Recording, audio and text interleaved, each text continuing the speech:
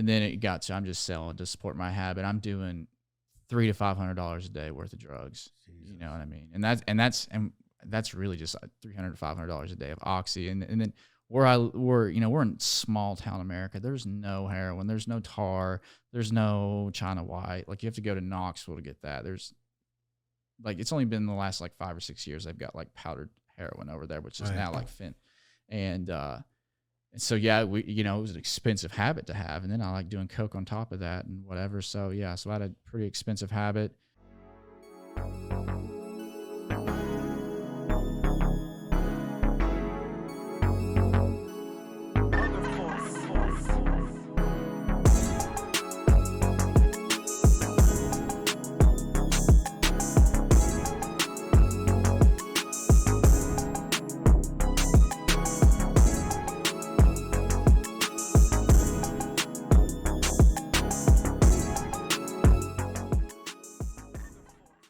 I've done quite a few. This is my first podcast ever. This Okay. The Hopeaholics. I've been on 2 other ones, but only one was somewhere else. The other one we were studio to studio. Yeah. So that's all I've done. So like how many? 3. There are 3 in total. Okay, yeah. 3, but Hopeaholics has like 60, 70 episodes. That's still some experience. Yeah. Yeah. That's some good experience. We have no idea what we're doing. We just sit down and have a conversation. I mean, that's typically how it goes. Right? I mean, you just spitball and just like wherever it goes, it goes. Yeah, we actually never wanted to be one of those like professional like weird podcasts. Like we don't want to be like so today we have Narcan Nate on, and he's going to tell us about Narcan or whatever. I don't know. Right. Yeah. Just wait. There's no rules here. It's whatever you want to talk about. Okay. You want to bullshit. You want to tell your story. That's awesome. Are we ready? Are we live, Michelangelo? That's our intro. Michelangelo. Are we live? Shane. Yeah. We're live. Did you hear it? Yeah, we're live. We're live. Okay. Hey, Matt. Matt or Matthew? How about Nate? Nate. Fuck. Where am I? Where am I? That's just like. Sorry, I'm in the wrong room. That was good. Were you like? I was on with Matt. That's what I was thinking. It was your phone. I was. Yeah. He's discombobulated over here. Matt or Matthew, Nate or Nathu, Nate or Nathu, Nathu. That's fucked up. Sorry. Nate is sometimes short for Nathan. Yeah. Just short for Nathan. That's what I meant. Nate or Nathan. Nice. Yeah. Matt or Matthew, whatever. Where was I? I don't know what you were doing, but you were totally into texting. Yeah. It's best if I flip my phone upside down because otherwise I want to look at it every time it lights up. I don't hear it. Takes me off too when I see it lighting up. I don't like it. I want to grab it. I want to see what's going on. There's a lot going on. Yeah. On a daily basis. So I'm the same way. It's a distraction. Yeah. Huge distraction. He's got a neck tattoo. Is that the first time we've ever had somebody on the podcast? No. Oh, okay. No, it's not. Second. Yeah. Yeah. Nice. Is mine cooler? I'd say they're both the same. Okay, that's cool. Yeah. I don't know what the other guy's name. I can't remember either. He also had face tattoos and head tattoos. So. Yeah. He was bald, just tattooed it everywhere. Oh, just nothing, covered. Nothing left. There's no space left anywhere. And he's a Solon model. Sullen. So. And the reason why is because he had a Solon tattoo on his face. Yeah, right here. Right there. Bam. Yeah. And he ran into Uncle Jeremy, owner of Solon. Yeah. Something. And next thing you know, he's the Solon model. Yeah. Repping Solon. I mean, who could complain? I mean, that worked out pretty good for him. Yeah, really. Yeah. Yeah. It really did work out for him. Yeah, that's awesome. So where are you from? Tennessee originally. Yeah, I could tell you how. A country boy. Accent. Good old country boy. What part of Tennessee? There's no good part, bro. Really? What? There's no good part.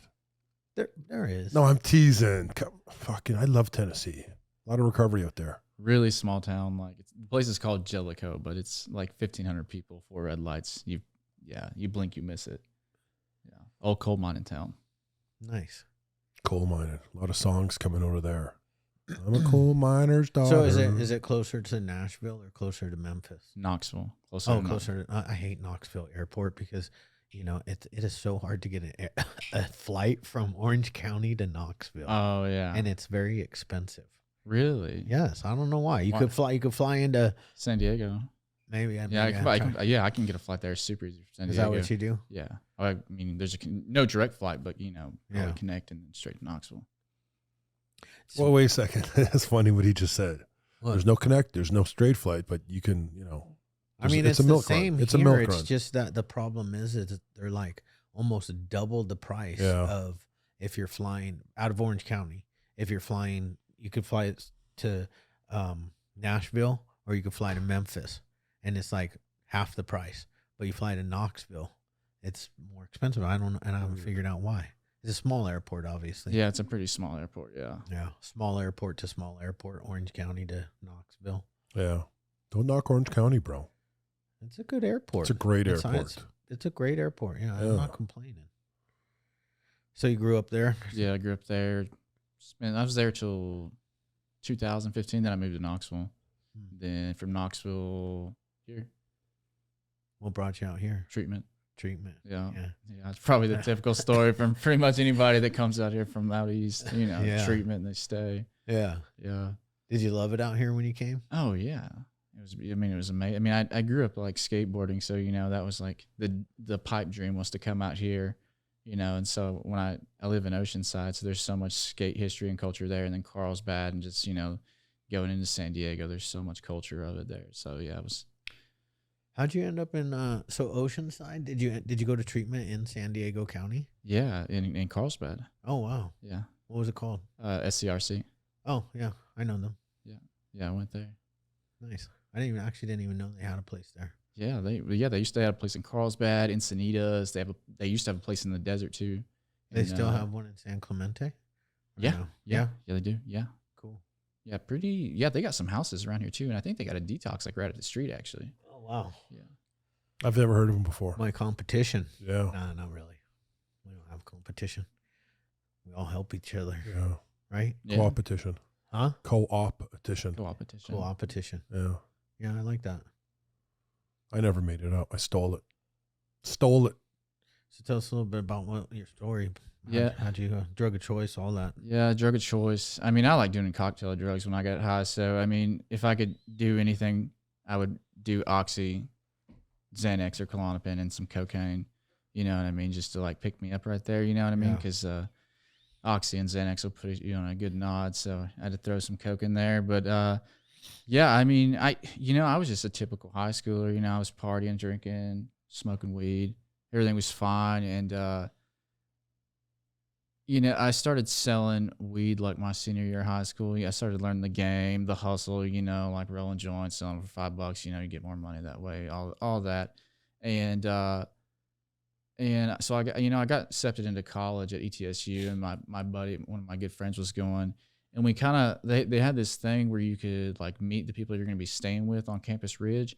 And they were like, hope you like drinking beer and playing Mario Kart. And I was like, dude, we're going to flunk out of college. I was like, bro, I'm not going. So he went and flunked out, and I stayed back and sold drugs. Because there wasn't really like a lot of good jobs there, And so I worked at a gas station and sold drugs, and then sold drugs at the gas station for like a front. And then eventually had a guy doing it for me, And yeah, one night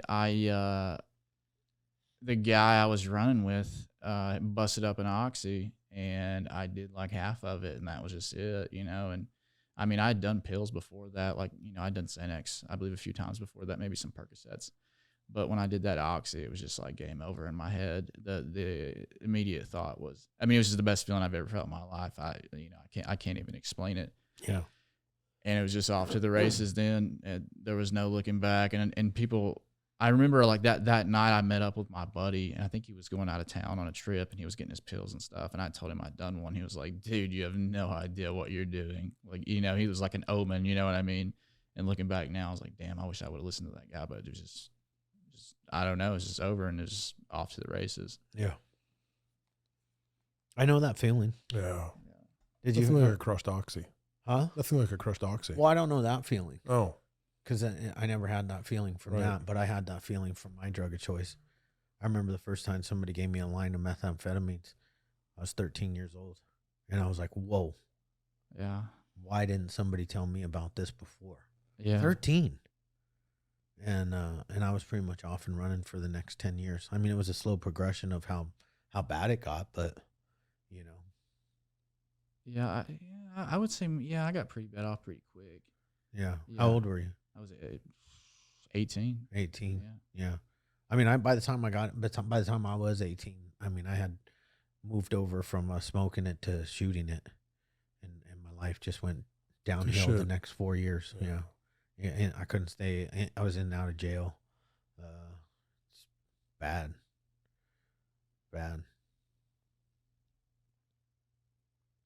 So what happened after that? Crushed oxy. After Yeah. that So, Yeah, the I crushed mean, oxy. I I remember this How many time. shit, yeah. I mean, I kept doing my things. I was, before I was making money, like I had like a safe full of money. You know what I mean? Like I had money for like if I went to jail or something happened, or if I had to like go bail the other dude out. You know what I mean? Like that money was there. And then like obviously I had play money. That money just was gone so quick, and then it got to I'm just selling to support my habit. I'm doing $300 to $500 a day worth of drugs. Jesus. You know what I mean? And that's really just $300 to $500 a day of oxy. And then we're in small town America. There's no heroin. There's no tar. There's no China White. Like you have to go to Knoxville to get that. There's like it's only been the last like 5 or 6 years they've got like powdered heroin over there, which is Right. now like fent. And so yeah, it was an expensive habit to have, and then I like doing coke on top of that and whatever. So yeah, so I had a pretty expensive habit, and eventually, what had happened? Yeah, so Opanis. Oh, so the first time I really got sober, Opanis had came out, right, and we were selling them, and I had no idea they were extended release. Nobody bothered to tell me they were extended release and what that would look like, and so I eat like a handful of them.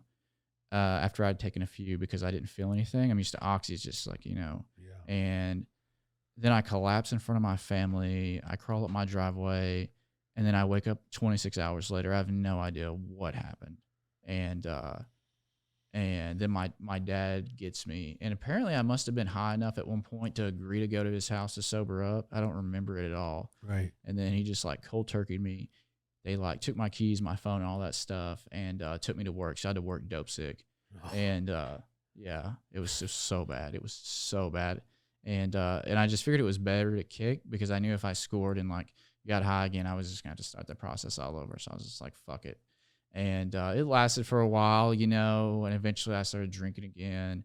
I think what happened was I started selling weed. Again. I went over to my buddy's house and sold him a bag, and they had bed bugs there. And so I brought bed bugs back to my dad's spot, and then we got into it over it, and I like blamed them for it. And I was like, no, I didn't do that. and then, yeah, then started doing drugs again. And just went on another good few year run after that, doing the oxys and stuff like that. So we're oxys. So you're talking about a town of 1,500 people. Yeah, give or take, yeah. How many people fucking did drugs in the town of 1,500? I would say the vast majority of people there did drugs. Wow. Yeah. I mean, I think where I lived alone in that block, I would say there was like 8 drug dealers. Wow. Give or take. Small town America, bro. That's what it does. It Yeah. goes right in there and takes over the town.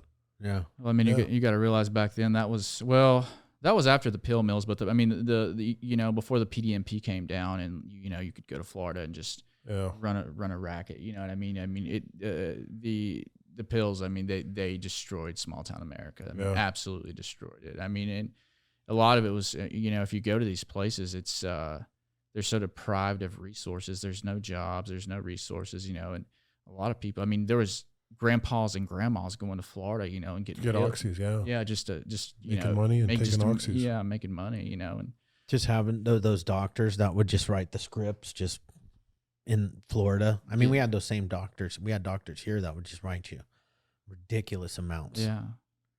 So you were doing the real stuff. Yeah, it was real oxys. Yeah, it's not like it is now. Yeah, I mean, it's real oxys. Yeah. Yeah. How long have you been sober? Right now, 6 months. 6 months. Yeah. So have you dabbled in the fentanyl then? Yeah, I overdosed on fent one time. Yeah, back in 2018 when it first hit the supply in Knoxville. It's crazy. Yeah, it was nuts. So in your hometown right now, has fentanyl taken over? Yeah, there's probably 3 or 4 years ago they started seeing like China white or powdered heroin, and then it just fent took it over. So yeah, it's definitely took a toll, because there's no more. Well, I mean, really no more pills. You know what I mean? Maybe you might get more so often you'll come across real oxy, but it's like here if you come across a pill, it's more than likely fake. But yeah, the fence in the small towns now. Yeah, they. I mean, here in Orange County, you're not finding black tar heroin.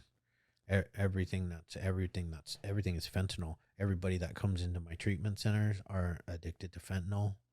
I mean, that's their drug of choice. This is over the last 3 years. And even if it's not, they're popping dirty for it. But yeah, usually the people that's happening to are coming from other states. So they'll, like, we had a guy from Michigan who had never done fentanyl in his life. He's been a meth addict his whole entire life. Obviously, we do a drug test when you arrive into treatment to see what's really going on, and he popped dirty for fentanyl. Yeah, and unfortunately for him, he had to have a fentanyl detox, an opioid detox, which was, a first experience for him because he was coming in thinking he was going to have a methamphetamine sleep, big and surprise. some food, yeah. Yeah, It's a much bigger difference. Yeah, that's night and day. Yeah, I've kicked meth cold turkey before. Oh yeah, you essentially. can. Yeah, Our doctor, unless you're psychotic, she lets you kick meth cold turkey. She's not. What are you gonna do? yeah, you just sleep. I mean, Go to bed, eat some food, sleep for 3, 4, 5 days, Yeah. however long your run's been. I remember my first time going to jail, and I had been on basically let's just call it like a 7-year meth run every day, and I had never come off of it.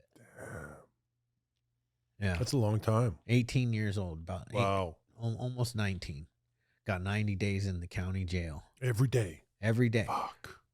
I'd never crashed before. Damn. I mean, I'd crashed for 2 days, and Yeah. then I'd wake up and be heading down to the Connect. But I got to jail.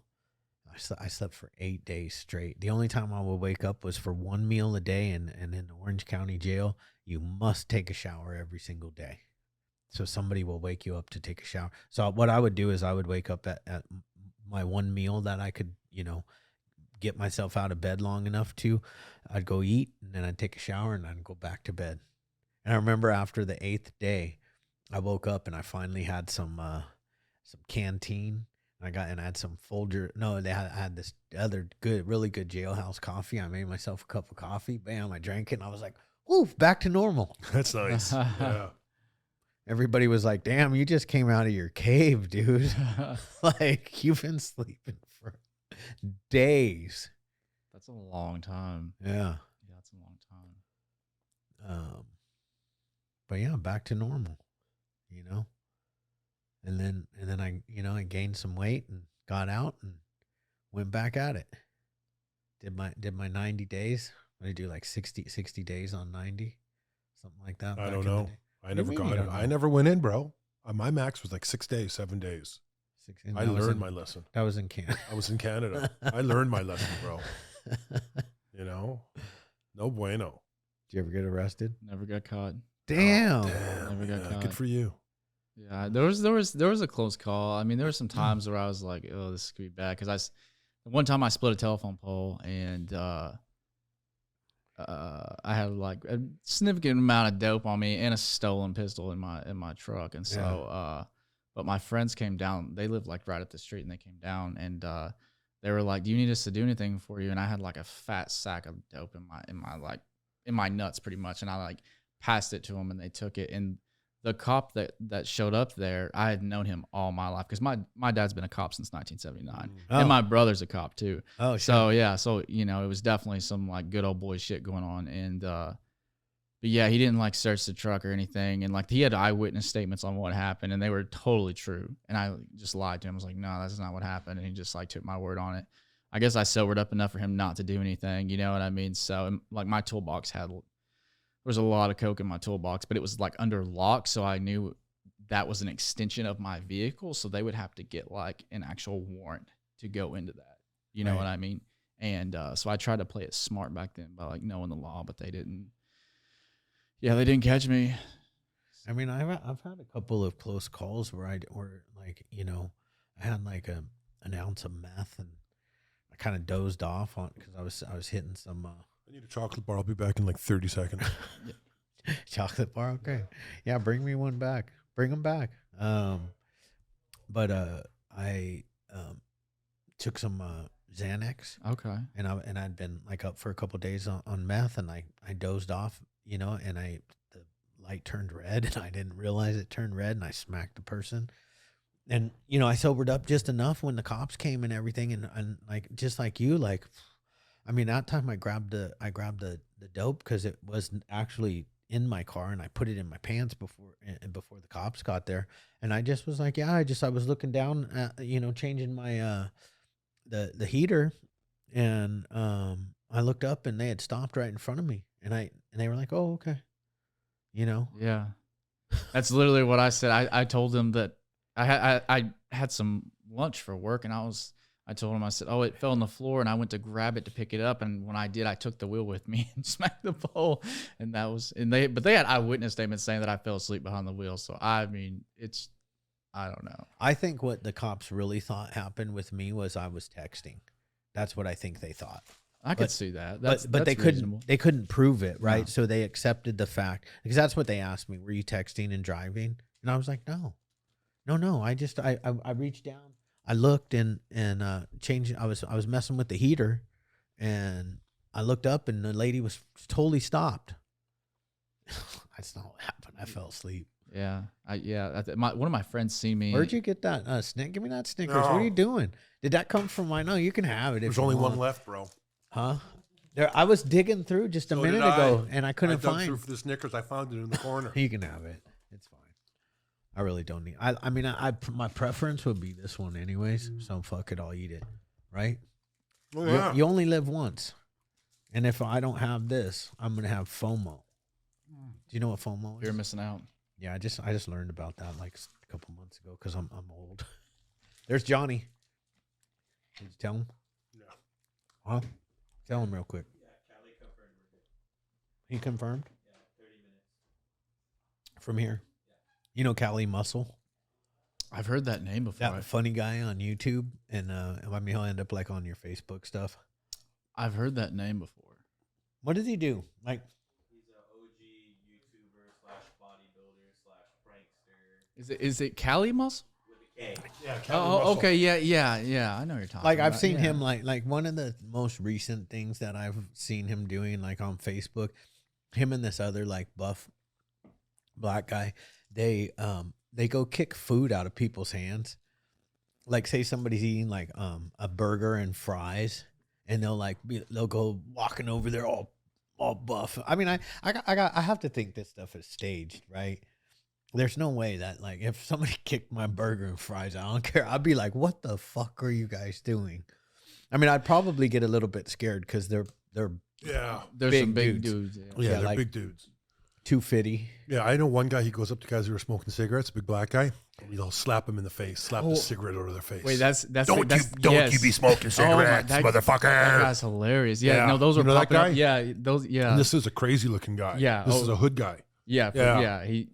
He looks like he just got out. Yeah, it looks like he just got out. Yeah. Well, the Cali Muscle's done like how many terms did he do? 2. Like, 2? More than that. A 7 and a 4, I think. Yeah, total like 10 years. Something like that. All like drug related. You are really hungry, aren't you? What happens? You eat one piece of sugar and you can't stop.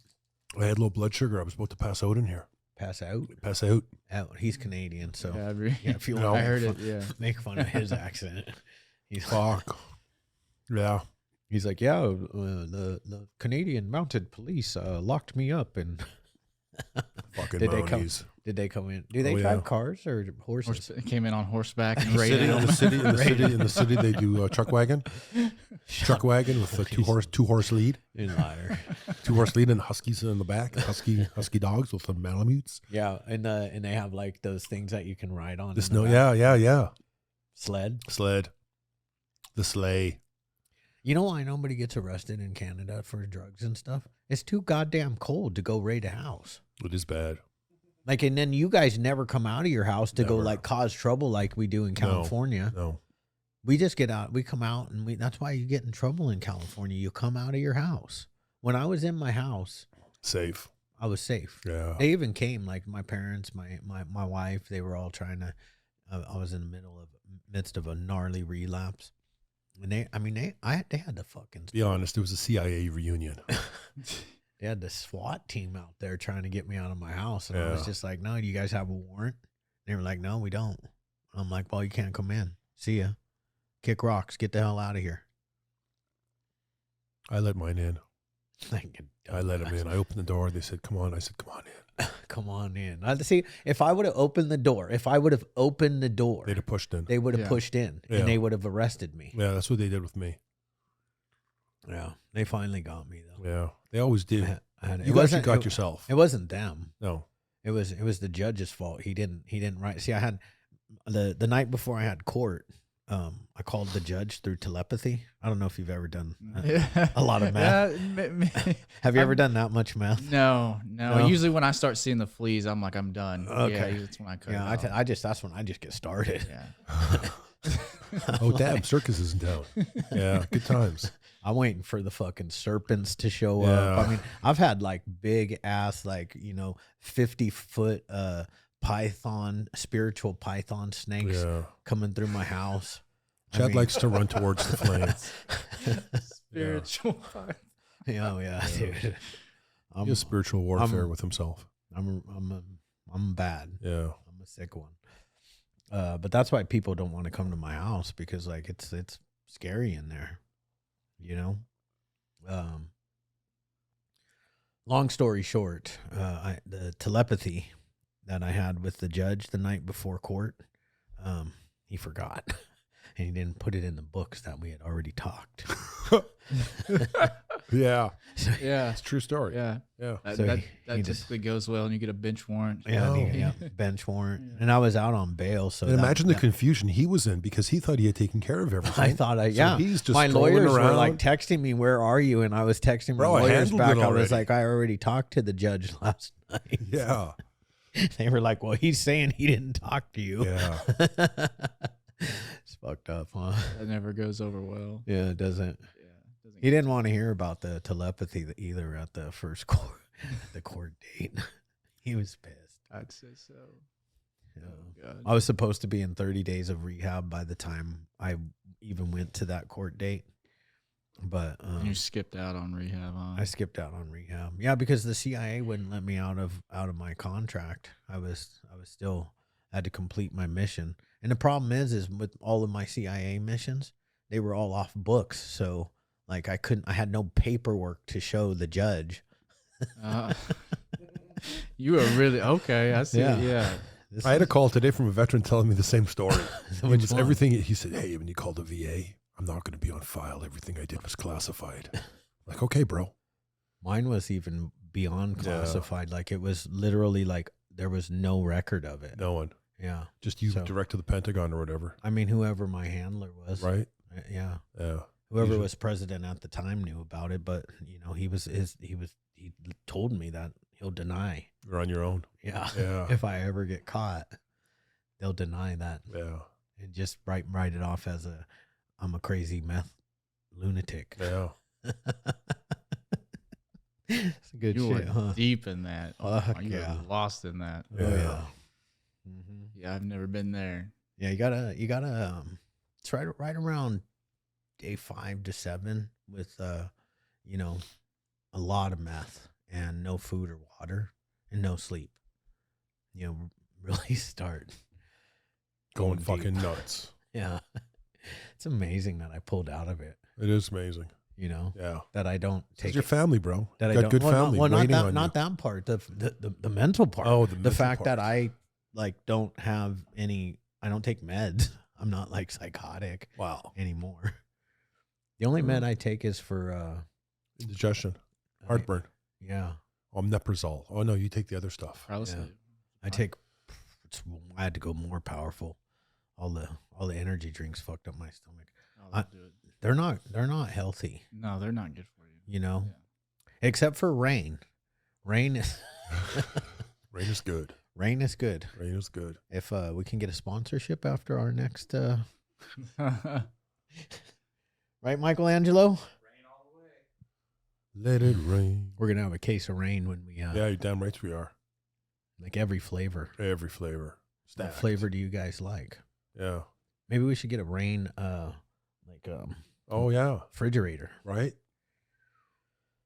I would do it. I mean, we have no. I'm only saying this because we do have A lady. a lady on. coming on now. Yeah. That she like works for him or something like Yeah. that. think some she might- interests in it. I think she might have vested interest in it. Oh, So we're trying to get a sponsorship. Yeah. Why not? I mean, that would be good. Yeah, We don't just for have the guests, you know. currently we're our only sponsorship is the Infinity Group, which owns like 6 different treatment centers. And the reason why we have that sponsorship is because I'm the CEO Yeah. of that organization. Self-sponsored. Yeah. So, and then we also, I am sponsored currently by Flame Broiler San Juan Capistrano. It's just a discounted rate. Yeah. At some point, maybe I'll get a bigger sponsorship by then. Maybe some free meals Free for the meal. guests. Yeah. Yeah. Flame Broiler San Juan Capistrano. You getting your radio voice down. How'd you get the nickname? Yeah, I was so I was going to like AA meetings, and some of them have outside announcements, some of them don't. So I was going to the ones that had outside announcements, and I always had Narcan in my car, and I was distributing it, training people, and I would always make the announcements that I had it, and they used to. This guy CJ would always be like, Nate, oh, there's Nate with the Narcan, and then one night he was like Narcan Nate, and it just like stuck. There's no getting rid of it ever since then. It is catchy. Yeah, I like it. Yeah. It's really good. Yes, yeah, it's pretty catchy. Yeah, so it's never went away. That was 2019. Did you change your Instagram name? I did. So now you're Narcan Nate on Yeah, Instagram. Yeah, Nice. I totally did. Yeah, I'm guilty. Fuck yeah. Totally guilty. Yeah, I would too. Me too. I would too. Yeah. Yeah, it was smart. I mean, it worked. Are you in recovery? Yeah. Yeah. How long you got? 6 months? So you had a little slip. Yeah. How long you had before that? Working on like a month shy of 4 years. Wow. What happened? Burnout. Yeah. Why are you quiet? Because Yeah, I no. want more. You want more? So I want more because there was a lot more. I'm assuming. yeah, so just working all the time, like no self-care, not doing anything that I wanted to do in my life, being traumatized with the work that I do, stress, in all facets of life, and wasn't taking care of myself in any capacity, whether that's spiritually, physically, emotionally, none of that. And burnout and complete just burnout, exhaustion, no motivation, kind of just going through the motions of life. When you're just like, why do I have to do this shit? It's something you used to enjoy. And then you're just like, oh, fuck this. And yeah, I just wanted a way out. And so I just like used again. Yeah. Just fuck this. Yeah, I just had to fuck it, and then someone, this lady I know, Tracy, she's really good. She described a craving as just like where you're going to absolutely fuck your life, but you just do not care in that moment. Yeah. And that's what it was. Yeah. It kind of sounds like your little story when you were driving when that guy called you. Said, "Ah, fuck all this responsibility." Yeah. I had 9 years clean and sober, and I ended up relapsing. This was in 2010, and that relapse lasted, and I don't want to say that it lasted because it wasn't consecutive, but it lasted until 2016. And when I say that, I mean I would get like 2 years clean, go back out. I get a year clean, go back out. 6 months clean, go back out. And then I just went on a sick one, like sick. Well, I went on 2 sick ones. I went on one sick one where in a matter of 6 weeks, I got arrested 4 times, and I got 19 charges. Okay. Yeah. You did it right. Yeah. Yeah. Yeah. That's a lot. So This is all bad stuff. Yeah. That's some bad juju. Yeah. That's Yeah. definitely some bad juju. and then I got clean for a while and was fighting everything, and then I got married, and we were doing great, and then we had our wedding, and I drank that night after our wedding with her, and I got too drunk, and I went on a 3-month meth run that was just like disgusting, and it ended in the a bail agent kicking in my door and taking me to the best detox center that America has to offer. 550 North Flower Street in Santa Ana. It's locked down. You can't get out. They got escalators to take you to your room. Your room. Your room. Your shared Barred your room. shared room. Yeah. And I stayed there until I was no longer psychotic. 550 North Flower is the Orange County Jail. That's what I was thinking. Yeah. That's what I was thinking. I was like, he's talking about jail. Yeah. That's what I figured. Yeah. And then been clean ever since. It's been like seven years. Yeah. Hello? Yeah. 6 years. 7 years. I think 7. It's 2016, 17, 18, 19, 20, 21, 22, 23. 7 years. I'm not a time guy anymore. Mhm. When I got clean this time, I've always been like a Narcotics Anonymous guy, and I worked at steps of Narcotics Anonymous and went to that program for a long time, and after all my relapses, I got really turned off with the walk of shame.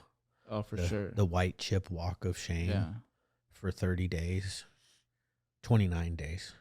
Anybody with 29 days or less, come up on get a chip. I'm really not bagging on them, because like if it's your very first time, I think it's amazing. But when it's like, you've had time, and I don't know, people talk shit and I didn't like it, and I felt too much shame and guilt, and when I got clean this time, I just fucking did it a different way. I do believe in the spiritual principles of the 12 steps and the 12 traditions. I love them. I just don't go to Narcotics Anonymous anymore. Yeah, I agree. I've been there. I don't think about time anymore. I just I feel like, I think it's a good thing in a way, but I feel like people put too much emphasis on it, and I think after a certain amount of time, people just think they just bank on their time to be the thing that's going to keep them in the process. And they're like, I got 10 years sober. Yeah. I got 15 years sober. So I do know more than you. But do they? It doesn't matter what you know; it's what you do. You know what I mean? It doesn't. You can. We can go back to the fact that they really only talk about one day at a time, right? We just have 24 hours. Yeah, that's I mean, that's what I think. I don't think about time anymore. Yeah, I don't know. I know the day that the bail agent kicked in my door. I know that date, but when anybody asks me, I don't like celebrate birthdays or any of that stuff. Do you? Oh, I'm just sitting here thinking this guy's actually like, I got to think back now to 6 months. He's in a fight for his life right now. 6 months. When you think about it. So you're 6 months sober. Where was I 6 months abstinent? I was still crying. I was still crying, bro. I was still crying. So I'm feeling for this guy right now, a little bit thinking about what he's going through emotionally, mentally, probably fatigued, a little confused. I don't know. So let's go back to where you got to rehab, right? That you got to rehab. You came out to California. Yeah, so I came out. So I did like 21 days at a place in Nashville. Flew out here. I did 4 months in rehab. Then my insurance termed. And they were like, "Do you want to pay for Cobra?" And I was like, "Fuck you, dude. It's like $2,000 a month." And Yeah. like, no. And so went to sober living. relapsed probably like a month or so in it. And then I went to, I got sobered up like probably a few weeks after I started. Went to therapy, started going to meetings again, worked the steps, stayed sober up until like September of last year. Was really just, I was drinking and doing like a shit ton of kratom, and you know, the detox wasn't bad. I really didn't even detox. You know what I mean? The only reason I went because I knew I wasn't gonna stop like just at my house. You know what I mean? I was like, I'm just gonna go do something, and so that's why I wanted to be like under care. But really, it wasn't even, you know, my life wasn't even unmanageable when I was using it. It was just like I wasn't happy. You know what I mean? I was just miserable from using, you know what I mean? And I didn't lose really anything. I mean, my mental health kind of went to shit for sure. But like as far as like what I had acquired within that time of abstinence, I didn't lose it. And you know, really the hardest part was like it was coming out, and I had built this life in those 4 years, right? It was hard coming out and learning how to balance that and keep recovery a priority, and just that was the hardest part of it. And dealing the emotions, yeah, I don't know. I was fine, you know, but also just the work that I do, it's very stressful. It's, you know, traumatizing. See people die a lot, and What do you do? well, so I work for a nonprofit called A New Path. So I distribute Narcan, fentanyl test strips. I educate people on the naloxone, kind of like an advisor to some people that are starting up programs and things like that. I do some work in Mexico. I'm learning to become a drug checking technician with an FTIR machine. I don't know if you know what that is or not, but working on doing that, and so different things of that nature. And you know, sometimes I have to Narcan people on the street and all that stuff. So yeah, that's pretty much what I do. So, but it was really, the hardest part was like just making myself a priority, because I'd built this life and I was like, I don't want to lose this stuff. But it was, I don't know, focusing on me was the hardest part. Right. Yeah. Just that connection with God, you know? How's your spiritual connection? Now it's a lot better. I mean, I pray. I don't really know what I believe in, but I know I pray to something, and it works, you know. And like everything that I have now, you know, that as far as this life that I have and this lifestyle, I definitely remember being in early recovery and wanting this and praying about it, probably speaking it into existence through manifestation or something like that, and it happened. Yeah. So I definitely believe there's something out there. So I pray once, twice a day. You know, I try to meditate when I can. I can't tell you I'm just some guru of meditation, but I try to find some time to like sit still at some capacity. Yeah. Do you meditate? I dream. I was just thinking now if he's a dreamer or not, because when he said that he had stopped manifestation, that's kind of for me dreaming and meditating at the same time. Yeah. You know, so I'm just wondering. That's what I do. Yeah. I do that stuff at the gym because I don't listen to music and stuff at the gym, so I do positive motivational speakers, YouTube videos. I mean, that's literally what I do at the gym, and then I manifest whatever I want in my life, and it's, I mean, it really does. This stuff really does work, you know. Because you can manifest negative stuff or you can manifest positive stuff, you know. And sometimes it's hard because I'll be honest, like, you know, being an addict and being, you know, somebody that has had so much negative crap put in their brain over, you know, years and years of life, whether it be music, whether it be, you know, negative people, whether it be the news, TV shows, and then you start putting this other stuff in. You'll have, like, when bad shit comes up, I mean, like, you know, like I've had some bad days the past couple of days, you know, and it's just because things in my personal life were out of sorts. And when those get out of sorts, man, the negative stuff will ruminate. Ruminate. And you don't want to sit and manifest negative stuff. So you have to battle this stuff. I mean, it's almost like, you know, it doesn't have to be like, you know, Jesus, the devil, whatever. It can be just negative and positive energy. You know, I'm I'm Christian, but like I would be consider myself the only thing in my life that I would consider myself liberal is in my like Christianity. Yeah. Like I think Jesus hung out with thugs and you know bottom of the barrel people. He wasn't sitting up there with the self-righteous. You know, he was coming down to preach to people that are in pain. And we're all in pain. And that's the one thing that we can all identify with each other is we can all have in common is that we all hurt inside, you know? But it doesn't, you don't have to be a drug addict. Like everybody. That's the universal. That's just a universal thing. We all go through rough shit. And if anybody says they don't, they're full of shit, you know? Yeah. But during those times of the negative thoughts, you really have to fight through it and get to the other side and continue to manifest the goodwill that you want to happen in your life and continue to feed your mind with, you know, amazing stuff. I just don't put junk in my brain anymore. Like when I'm doing, you know, in my car, what do I do in my car? Motivational speaker. No. Books on leadership. Oh yeah. Audio Some books. leadership. Yeah. Okay. I just do like that kind of stuff. I mean, don't get me wrong. Sometimes I also feel sometimes it's very, and whatever your music type is, but I sometimes feel that, you know, you can't be a pussy either, right? Are we allowed to say pussy? Sure are. Okay.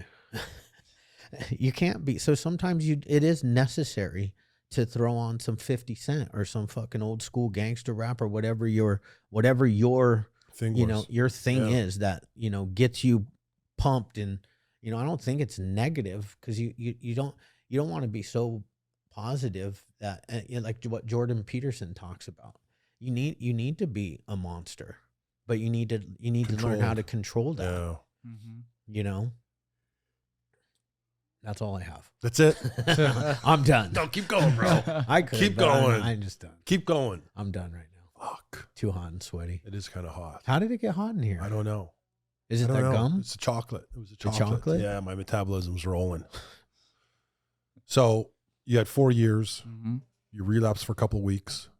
Or a month, No, or- it was from sometime in September till the 1st of December. So a little bit. Yeah, it was for a couple A little months. bit. Yeah, A yeah, couple yeah. months. So like, you learned stuff. Yeah. Did you evaluate what went on? Are you telling me that you were overworked? What are you doing different now? I mean, really taking time for myself. Like if I feel a certain saying no for one thing, Nice, learning good for you. learning Wow, to say bro. no. Right? You know what I mean? Because it's especially in the space of helping people, it's really hard to say no because it's Yeah. like life or death. But I'm not responsible for what happens to other people, Good and for you. learning that, you know what I mean. And you can't pour from an empty cup. You know all that cliche shit that people say, but Yeah, it's all really real. it's really true. You know, so saying no. Taking time for myself, you know, I exercise a lot. I mean, I was exercising back then, but more so now, you know, play pickleball, hit the gym for like 2 hours a day. Some days I might go hike for like 5 or 6 miles and just put my headphones in, you know, just Yeah. decompress, you know. So, and if, you know, I kind of listen to what my body tells me. I feel like, you know, our body tells us what we need. If I need sleep, I'll sleep. If I need food, I make sure I eat, you know, just the simple things Yeah, like yeah. whatever I need, or, you know, I don't let things bottle up. You know, if I'm feeling a certain type of way, I make sure I talk about it. Yeah. And really just learning the balance in life so you know, I can be at peace and have harmony, you know, with whatever that looks like, and not stretch myself so thin. you Yeah, it's a know? big deal knowing your body and reading yourself. You know, a lot of people can't do that. They suffer for it. You know? Why are you looking at me? Well, because you push yourself when you shouldn't sometimes. David Goggins. Well, if you think that when you right when you get to the point where you think your body can't go any further, Yeah. it has more. Yeah. Yeah, There's- you always got one more. Yeah. Always. There's a power in one more. I agree. I watched know? that same thing. Yeah. Yeah. The power in one. It's by Ed Millett. One more. It's by Ed Millett. Yeah. Millett? I don't know. Millett?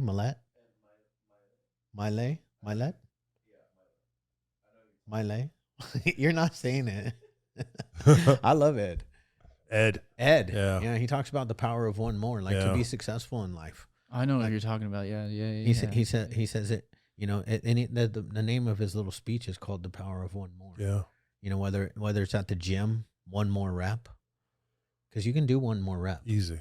If you're looking to get a new job, just do one more interview. Yeah. If you're looking to blow up a podcast, Yeah. One more. you never know. One more podcast. Yeah. That next podcast might be the one that catches fire. Yeah. You know what I mean? Fuck yeah, I know what you mean. Yep. Does Nate know what you mean? No, I do. I mean, I Okay. do. Yeah, I definitely. I mean, We're gonna have to keep an eye on fucking Nate. I got Nate's number. I'm gonna be tagging Nate. I'm gonna be texting him, making sure he's good for the next year. Oh yeah, I'm on Nate's back. Yeah, I think that definitely resonates with me with one more. You know, I think the one thing that's not good is one more drug. Yeah. no, yeah, that's not good. What do they say in Narcotics Anonymous? One's too many, 1,000 is never enough. enough. Yeah. One is too many, and 1,000 is never enough. It's really true. Yeah. Because the next thing you know, the fucking CIA's got you on another contract. Just fucking roped you in. Right. Yeah.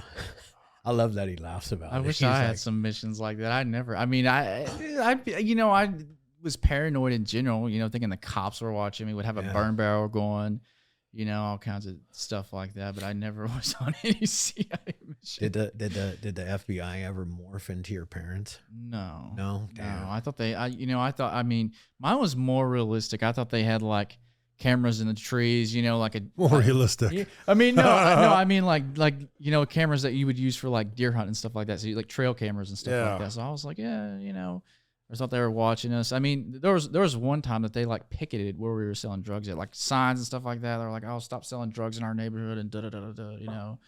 So yeah, we was. Did your dad ever know you were selling drugs? I think one time I think he went through my truck when I stayed at his house, and I had like an 8-ball bagged out for resale, some scales, some weed that was bagged out in quarters, and I don't know, like 10 oxys in my truck. So I think he put 2 and 2 together. Yeah, actually, he told me I was a fucking idiot and was going to end up in prison. That's exactly what he told me. Yeah. Yeah, so Well, yeah, he figured it out. I mean, for the most part, he wasn't wrong. No, he was absolutely right. I mean, yeah, I mean, it was. You didn't end up in prison, but thank God. Yeah. You know? No, I'm God. very fortunate, yeah, that didn't happen. Yeah. But he definitely figured it out. So I kind of want to just maybe end on the Narcan. Yeah. What do you do? What do you do there, and how do you get it, and how do you distribute it? So I get it through 2 different ways. The intermuscular version I order off an organization called Remedy Alliance, and the nasal version we get it through the Department of Healthcare Services, state of California. Yeah. Essentially, you just have to be a nonprofit. You can be a church group doing like outreach work. You just have to be doing things that qualifies you for it, so to speak. So we get it through the nonprofit, and I also have another nonprofit that I get it through. And you know, I do street outreach. I can train organizations, treatment centers, sober livings, whatever.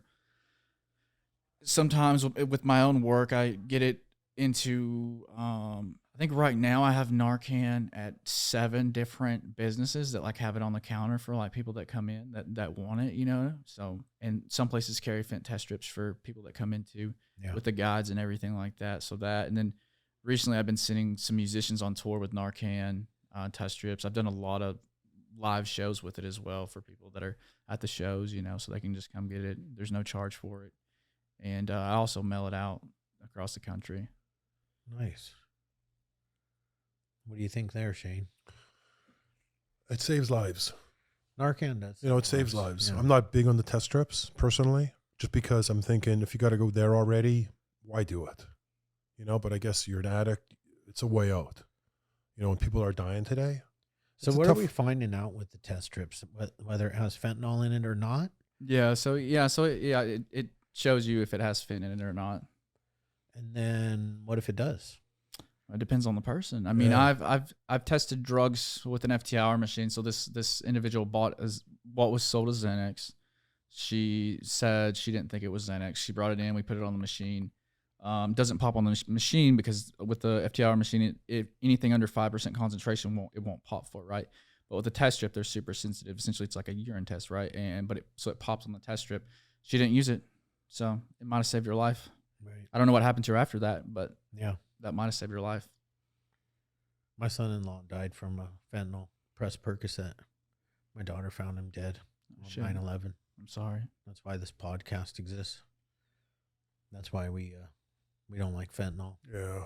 And that's why we're building a platform to be the voice for the people that no longer have a voice, for the family members who can't talk anymore because they're, most of them, it's hard, man. We had a lady on who lost her 14-year-old son to fentanyl, and, she gets on and she's doing it, but she's a rare breed. It's like most of the time this really, shuts people down Yeah. for a long time, That's Yeah. and, they pissed me off this time. Like, I'm going after anybody that isn't willing to try to shut fentanyl down. Even if that means our government, going after them. They sit up Yep. on the news and they talk a good. They don't even talk a good game. They just Not fucking anymore. talk. It just doesn't. Yeah. Like, you've been talking for fucking a year, 2 years, just talking about fentanyl. What are you gonna do? Why don't you guys send your happy little ass Marines down there and fucking destroy? I mean, this is me being extreme and insane, right? But it wouldn't take that much to destroy the cartel. And I know this is going to be a horrible thing, but people weren't dying like this with heroin. So here's the thing. So a lot of people don't know this. They think fent is new, but fent first showed up in the supply in Orange County in 1969. That's the first time they ever detected it in our supply. And if you talk to people that have done oxy, real like heroin and fent, from my experience, most of them would prefer oxy or Right. heroin, like black tar or Yeah. China white. Right. Because fent, some people prefer it, but if you look at it from like a using standpoint, it's a short acting opioid. The half life's too Yeah, short. That's why they're fucking going yeah. withdrawals like quickly. Yeah, that's why they cut it with Trank, because Trank and fent is like doing an oxy with a Xanax. It makes the high last longer. Yeah. So that's why essentially the thought is that's why they're cutting fent with Trank to extend the high, which is Trank is really bad, obviously, and it complicates things. The necrotic wounds, it makes getting into treatment super hard, but that's essentially why they do it. But yeah, even when the pill mills were wide open, nobody was dying back then. Right. Nobody. Not like this. Not even close to this. It might have been a couple thousand a year, if that. And you had to really try to overdose on heroin, like you really had to do it. But now it's just it's insane. But really insane. But the thing of it is that, if everybody wanted treatment right now, I think Samson said there's 40 million potentially diagnosable substance use disorders. If all those people wanted treatment, they wouldn't get it. Right. They couldn't even get it. Right. And that's the thing too, they got to do better about that stuff too. Cause it's like how does the homeless population get in Orange County? You're not getting a fucking bed. It's so hard. It's damn. Even if you got insurance, it's damn near hard. You know what I mean? It's even then. Yeah. If you got Medicaid, No chance. Yeah, everywhere, every place I've talked to, if you have Medicaid or insurance like that, 2 to 3 weeks. Yeah. How many people die within that time? A lot. Yeah, it's insane. And then the whole, it's just the treatment industry and all that's just so there is good places, but there's not. I feel as if there's not a lot of oversight, and it's just turned into a money racket. Not every place is like that, but there's a lot of places that are like that, and it just. Part of the problem is though there's not that much money in it like there used to be. No. It's now we have to hire more staff. We have to have. It's. I've been in it for 22 years. I've worked in the treatment industry. It's rough. It's a rough game right now. No, yeah, it is. But that's kind of why this podcast exists. We're just like we're going to be a platform and a voice, and anybody that follows you, make sure they follow us, and we're going to get the word out there. Yeah, no, it's good. It's good to talk about that, to have like collective voices talking about solutions. Yeah, we don't know what the solution is. My solution is just go in there and fucking destroy them. But China will find a different way to get fentanyl in. You take it from the cartel, but they'll find. China's not dumb. No. So there has to be a different solution. There's got to be a solution. There's also the demand part too. If we didn't demand it, they wouldn't be selling it. But I think Or they're going to kill off all their fucking customers at some point in China. That's what China wants. And I can't be done. I can't think that the cartel is dumb enough to think that they want to kill all of our customers as well. But maybe they do. Maybe they have an ulterior motive as well. You know, it's easy to think of what China's ulterior motive is. But yeah, I don't think the cartel. I mean, personally, I don't think that. I mean, as far as you know, as far as like fent coming into other drugs, they did I have friends that work in Zona Norte and Provincasa, like right really close to Hong Kong. We know what Hong Kong is, right? Yeah.